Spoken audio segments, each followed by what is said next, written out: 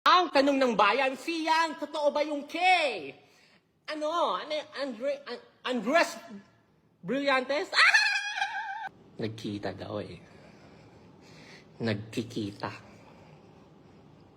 Multiple times na. Lalo na yung after ng breakup nila ni Richie. So, eto ng chika. Eto palang si Andrea. Hobby pala niya yan. Paano ko nalaman? Mars, wag ka. 6 na sikat na personalidad ang nag-chat at lumapit sa akin.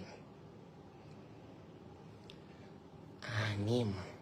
Sa English, 6. Para sabihin na ito palang Andrea, yung jowa nila, yung aura nila,